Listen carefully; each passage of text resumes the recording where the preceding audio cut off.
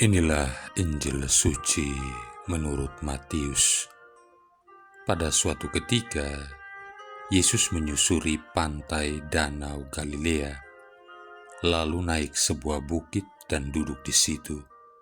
Maka datanglah orang banyak berbondong-bondong kepadanya, membawa orang lumpuh, orang timpang, orang buta, orang bisu, dan banyak lagi yang lain, lalu meletakkan mereka pada kaki Yesus, dan mereka semua disembuhkannya.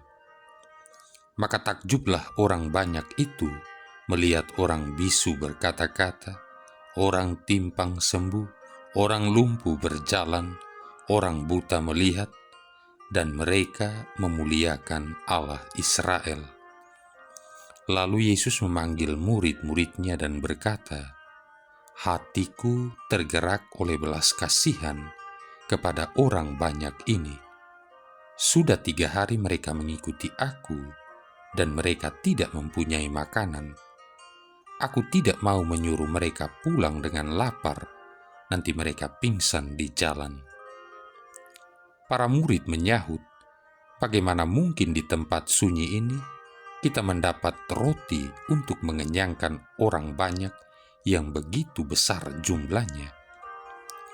Kata Yesus kepada mereka, "Berapa roti ada padamu?"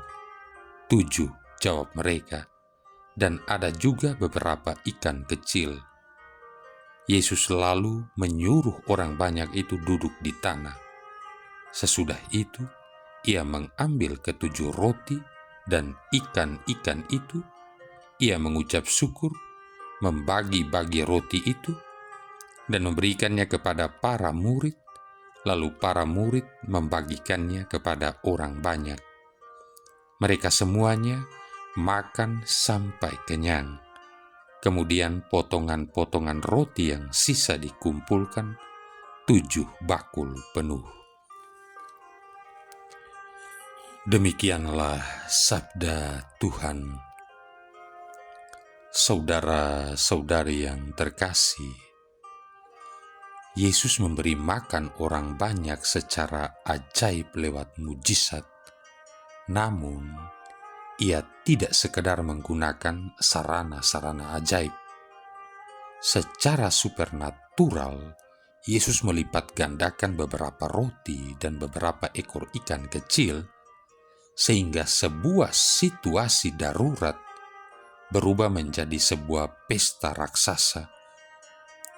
Namun pada tingkat natural, Yesus memperkenankan para sahabatnya, para muridnya, turun tangan untuk membantunya.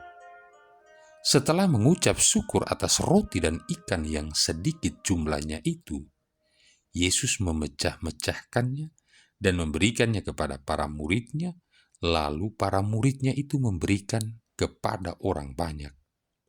Ribuan orang yang makan pun semuanya makan sampai kenyang. Sisanya potongan-potongan roti sebanyak 7 bakul penuh. Begitulah juga Yesus bekerja pada hari ini, saat ini, selagi dia bekerja untuk memberi makan kepada dunia yang menderita lapar secara spiritual. Maka marilah kita membawa kepadanya bagian kecil kita dalam hal iman, kasih, dan keberanian, dan ia pun akan melipat gandakan secara supernatural berbagai sumber daya kita, sehingga kita mempunyai cukup roti kehidupan. Berapapun banyaknya orang yang kita jumpai, betapapun sulitnya tantangan-tantangan yang kita hadapi.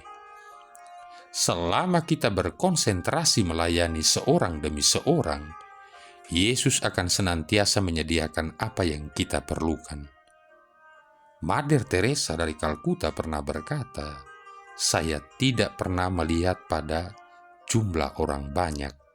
Saya hanya mengasihi seorang pribadi pada satu saat, mulai saja satu. Saudara-saudari yang terkasih, Yesus ingin menggerakkan hati kita. Dia ingin menggunakan kita masing-masing untuk keluar menjumpai orang lain dengan kasih-Nya. Barangkali hal ini kedengarannya menakutkan. Barangkali Anda merasa bahwa Anda tidak cukup mengetahui tentang iman Anda sendiri untuk mampu menjelaskan hal itu kepada orang lain, atau Anda merasa tidak fasih dalam berkomunikasi secara efektif. Evangelisasi bukanlah suatu penyajian yang rumit dari setiap doktrin Kristianitas.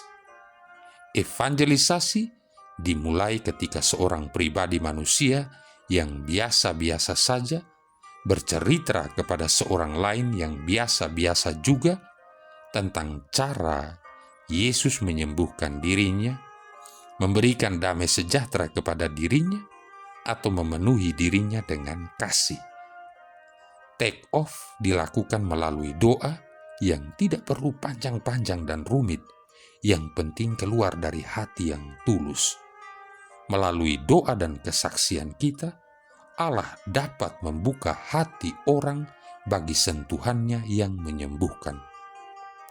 Kita seharusnya menaruh kepercayaan kepada Yesus agar melipat gandakan sedikit hal yang kita persembahkan bagi keluarga kita atau para sahabat kenalan kita atau siapa saja yang kita jumpai. Taruhlah kepercayaan pada Roh Kudus untuk membimbing kita, mengatakan kepada mereka betapa penuh kuasa dan penuh kasih Allah itu. Janganlah kita pernah merasa takut untuk mengatakan kepada orang-orang lain bagaimana doa akan membantu kita mengatasi bahkan hari-hari paling sulit pun, atau bagaimana pembacaan dan permenungan sabda Allah dalam kitab suci telah mengangkat beban-beban kita yang berat. Orang-orang yang menginginkan dan memiliki kebutuhan untuk mendengar cerita-cerita pribadi kita tentang iman. Seturut nasihat Mother Teresa dari Kalkuta, marilah kita mulai saja satu. Saudara-saudari yang terkasih, seorang profesor diundang untuk berbicara di sebuah basis militer. Di sana dia berjumpa dengan seorang prajurit bernama Harry. Ia tidak bisa melupakan nama ini karena Harry menjemputnya di bandara. Setelah saling memperkenalkan diri, mereka menuju ke tempat pengambilan koper. Ketika berjalan keluar, Harry sering menghilang. Banyak hal yang dilakukannya. Misalnya, ia membantu seorang wanita tua yang kopernya jatuh, atau ia mengangkat seorang anak kecil agar dapat melihat pemandangan. Ia juga menolong orang yang tersesat dengan menunjukkan arah yang benar. Setiap kali ia kembali ke sisi profesor itu dengan senyum lebar menghiasi wajahnya. Melihat tingkah laku Harry, sang profesor bertanya, "Dari mana Anda belajar melakukan hal-hal seperti itu?" Sambil tersenyum, Harry menjawab, "Selama perang." Lantas ia menuturkan kisah perjalanan tugasnya di Vietnam, juga tentang tugasnya saat membersihkan ladang ranjau.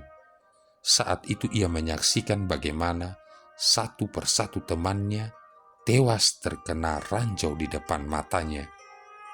Dia berkata, "Saya belajar untuk hidup di antara pijakan setiap langkah. Saya tidak pernah tahu apakah langkah berikutnya merupakan pijakan terakhir. Karena itu saya belajar untuk melakukan segala sesuatu yang sanggup saya lakukan tatkala mengangkat dan memijakan kaki. Setiap kaki yang saya ayunkan adalah sebuah dunia baru. Saya kira sejak saat itulah saya menjalani kehidupan seperti ini." Saudara-saudari yang terkasih, pernahkah Anda menyadari saat Anda mengangkatkan kaki-kaki Anda? Pernahkah Anda merasakan ada sesuatu yang mendorong Anda untuk melakukan sesuatu bagi sesama? Mungkin banyak orang kurang menyadarinya. Mungkin banyak orang melakukan sesuatu secara otomatis saja. Tetapi ketika orang menyadari apa yang dilakukannya, tentu saja ada rahmat yang mengalir dari hatinya. Setiap langkah yang kita buat dalam hidup ini merupakan rahmat yang berlimpah ruah bagi banyak orang.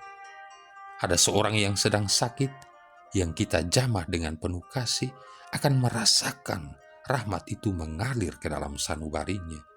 Ia merasa damai, ia merasa tenang, ia merasa ada sesuatu yang seolah menyembuhkan batinnya yang luka. Sebagai seorang beriman, kita tentu ingin agar sesama kita mendapatkan rahmat kasih yang berlimpah-limpah dari diri kita. Persoalannya, apakah kita mau mengalirkan rahmat itu bagi mereka? Atau kita hanya diam saja, sementara sesama kita sangat membutuhkan aliran rahmat itu?